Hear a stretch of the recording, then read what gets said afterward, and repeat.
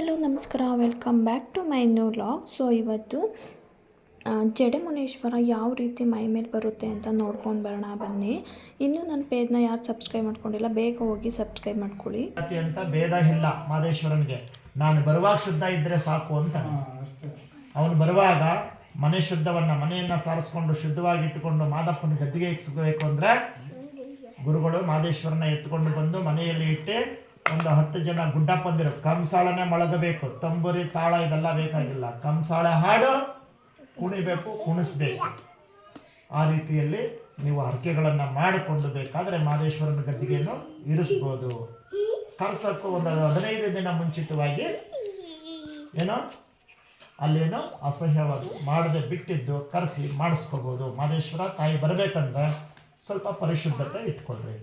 ಇನ್ನು ನನ್ನನ್ನು ಎಲ್ಲರ ಮನೆಗೂ ನುಗ್ಸಪ್ಪ, ಏನೋ ಗೌಡ್ರ ಮನೆಗೂ ನುಗ್ಸು, ಯಾರು ಕರೀತಾರೋ ಅವ್ರ ಮನೆಗೆಲ್ಲ ನುಗ್ಸು. ಇಂಥ ಜಾತಿ ಇಂಥ ಧರ್ಮ ಅಂತ ನೋಡಬೇಡ. ನಿನಗೆ ಒಳ್ಳೇದಾಗಬೇಕೇನಪ್ಪ, ನಮ್ಮ ಮನೇಶ್ವರನ ಮನೆಗೆ ನುಗ್ಗಿ ಬಂದರೆ ಅಲ್ಲಿರೋ ಮಾಟ ಮಂತ್ರ ತಂತ್ರ ಭೂತ ಪ್ರೇತ ಪಿಸಾಚಿಗಳೆಲ್ಲ ಮನೆ ಬಿಟ್ಟು ಸಾಪ್ರ ಮೈಲಿ ಹೊಡೈತವೆ. ನುಗ್ಸ್ರಿ ನಮ್ಮ ಮನೇಶ್ವರನ ಅಂತ ಹೇಳಿ ಪೂಜೆಗಳನ್ನು ಮಾಡ್ಬೋದು. 48 ದಿನ ಹೊರಗಡೆ ಹೋಗೋದು ಬೇಡ. 48 ದಿನದ ಮೇಲೆ ಗುರುಗಳ ಆಸೆ ಒಂದಿದೆ, 101 ಊರು ಸುತ್ತೇ ಬಿಡಬೇಕು ಮುನೇಶ್ವರ ಅಂತ. ಆ 48 ದಿನಕ್ಕೂ ಮೊದಲು ಒಂದು 8 ದಿನ ಮುಂಚಿತವಾಗಿ ಹೇಗೆ ಈಗ ಏನು ಒಂದು ಆಟದಲ್ಲಿ ಪ್ರಚಾರ ಆಯಿತು, ಆ ರೀತಿಯಲ್ಲಿ ಅದೇ ವಾಹನದಲ್ಲಿ ಕಟ್ಟಿಕೊಂಡು ಅದೇ ಮೈಕ್ ಹಾಕ್ಕೊಂಡು ದುಡ್ಡು ಕೊಟ್ಟರೋರು ಕೊಡಲಿ, ಕೊಡದೇ ಇದ್ದವರು ಹೋಗಲಿ, ಅಕ್ಕಿ ಹಾಕ್ತೀರ ಹಾಕಿ, ರಾಗಿ ಹಾಕ್ತೀರ ಹಾಕಿ, ದುಡ್ಡು ಹಾಕ್ತೀರ ಹಾಕಿ, ಬಂದು ಕ್ಷೇತ್ರಕ್ಕೆ ಬಂದು ಸ್ವೀಕಾರ ಮಾಡಿ ಹೋಗ್ರಿ, ನಿಮ್ಮ ಕರ್ಮ ಕಳ್ಕೊಳ್ರಿ ಅಷ್ಟೇ. ಆಗುತ್ತೆ, ಬಹಳ ಹೆಸರಾಗ್ತದೆ. ಮಾಡೋ ಮನಸ್ಸು ಈಗ ಹೇಗೆ ಒಂದೇ ಮನಸ್ಸಿಂದ ಸಾಲ ಮಾಡಿನೇ ಮಾಡಿದ್ಯಾ, ಸೋಲನ ಏನೋ ಆಗಿದೆ. ಅದು ಹೆಂಗಾಯ್ತು ನಿನಗೂ ಗೊತ್ತಿಲ್ಲ, ಗುರುಗಳಿಗೂ ಗೊತ್ತಿಲ್ಲ, ಪತ್ನಿಗೂ ಗೊತ್ತಿಲ್ಲ.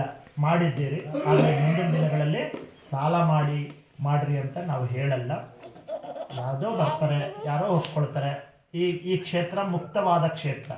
ನೀವು ಬೇಡ್ಕೊಳ್ಳಿ ಅಣ್ಣ, ಒಳ್ಳೇದಾದ್ಮೇಲೆ ನೀವು ಬಂದು ಒಂದು 10 ಜನರಿಗೆ ಅನ್ನದಾನ ಮಾಡಿ ಹೋಗೋಣ. ಮೊದಲು 10 ಜನರಿಗೆ ಹೇಳು, ಅವ್ರು 100ಕ್ಕಾದ್ರೂ ಮಾಡ್ಕೊಳ್ಳಿ, 500ಕ್ಕಾದ್ರೂ ಮಾಡ್ಕೊಳ್ಳಿ, ಅದು ಅವ್ರಿಗೆ ಬಿಟ್ಟಿದ್ದು. ಬಂದವ್ರಿಗೆಲ್ಲರಿಗೂ ಸಹ ಈ ಕ್ಷೇತ್ರ ತೆರೆದ ಬಾಗಿಲಾಗಿರಲಿ, ಮುಚ್ಚೋ ಬಾಗಿಲಾಗಬಾರ್ದು.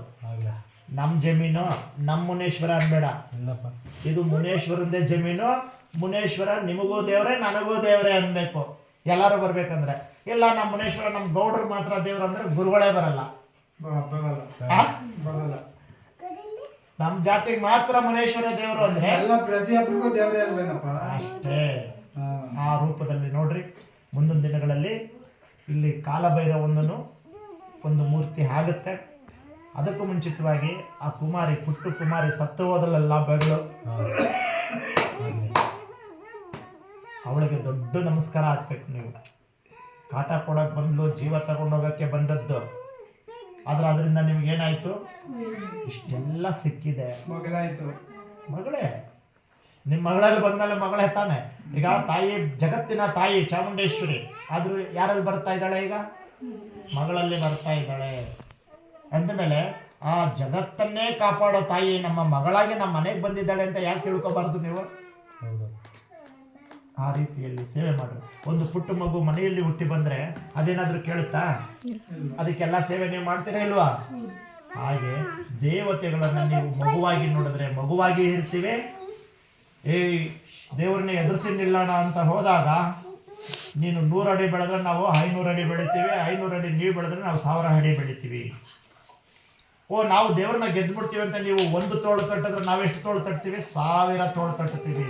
ಅದಕ್ಕೆ ಯಾರನ್ನ ಬೇಕಾದ್ರೂ ಎದುರಾಕೊಳ್ರಿ. ದೈವವನ್ನ, ದೈವ ಚಿಕ್ಕದಿರ್ಲಿ ದೊಡ್ಡದಿರ್ಲಿ, ಮುನೀಶ್ವರ ಇರಲಿ, ಶನೀಶ್ವರ ಇರಲಿ, ಮಾದೇಶ್ವರ ಇರಲಿ, ಯಾವುದೇ ದೈವಕ್ಕೂ ಸಹ ಎದುರಾಕೊಳಕ್ ಹೋಗ್ಬೇಡಿ, ಬೈಯಕ್ಕೆ ಹೋಗ್ಬೇಡಿ, ನಿಂದಿಸಕ್ಕೆ ಹೋಗ್ಬೇಡ್ರಿ.